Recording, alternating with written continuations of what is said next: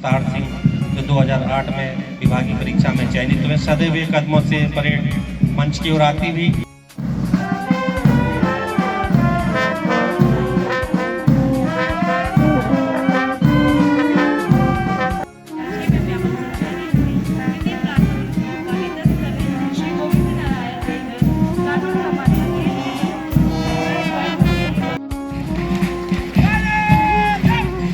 Platoon का नेतृत्व करते गोविंद नारायण रेंगर। इनके प्रदेश में आने वाली अनेक आपदाओं में हमारे साथ कंधे से कंधा मिलाकर काम करते हैं। के द्वारा माननीय मुख्यमंत्री महोदय का अभिवादन किया गया है। दर्शक दीघा में बैठे सभी आगंतुकों का अनुरोध है कि जोरदार ताली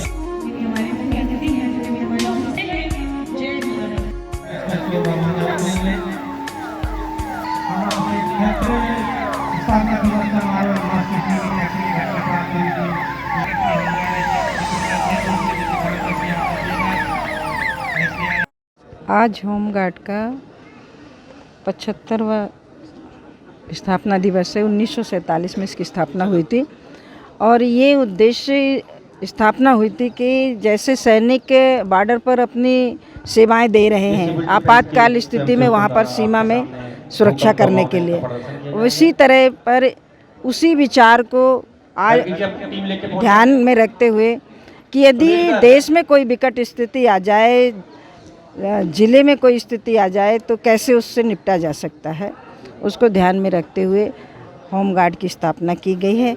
होमगार्ड नागरिक आपदा प्रबंधन जो हमारा एक संस्थान है उसकी की गई स्थापना।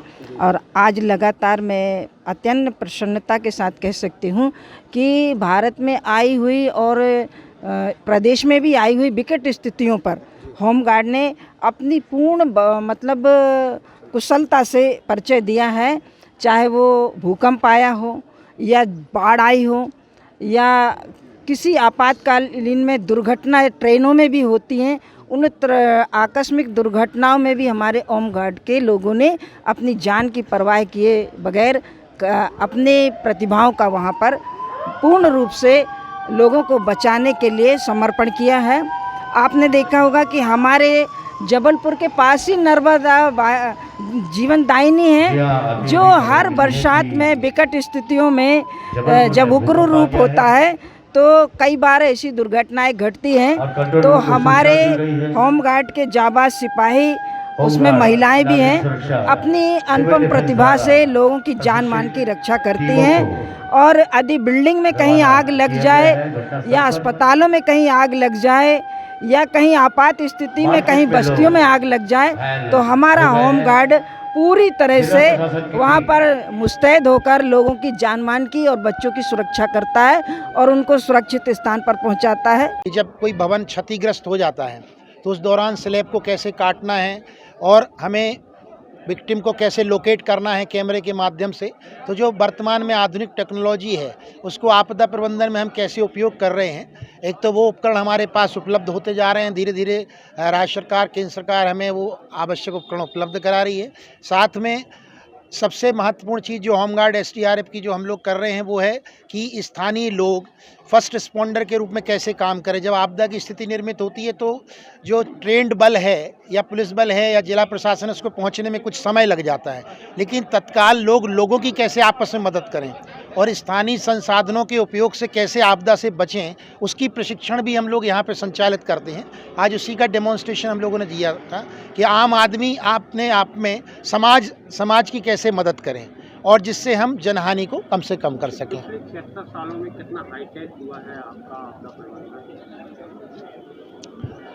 76 सालों में हम पहले पीपे से, ट्यूब से लोगों को बचाया करते थे। आज हमारे पास में रॉकेट लॉन्चर हैं, जब हम इस पार से उस पार फंसे हुए व्यक्ति को बचाने में सक्षम हैं।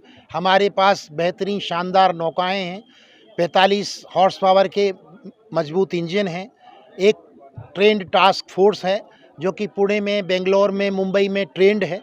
तो टेक्नोलॉजी का बेहतर प्रयोग करते हुए एसडीआरएफ होमगार्ड जो है उत्तर आगे की ओर बढ़ रही है। और सबसे बड़ी सफलता हमारी ये है कि जैसा कि आपने देखा होगा कि सिमलनाबाद में एक बहुत बड़ी खदान धंसी हुई थी और उसमें हमने 7 जीवित लोगों को जो है बाहर निकाला था, जिस पर केंद्र सरकार के द्वारा जो है पदक प्रदान करने के लिए भी जो है साइटेशन भेजा गया है, उसकी भी बहुत प्रशंसा जबलपुर और कटनी की हुई है। तो धीरे धीरे टेक्नोलॉजी का प्रयोग करके हम आपदा प्रबंधन में जनहानि को कम कर रहे हैं।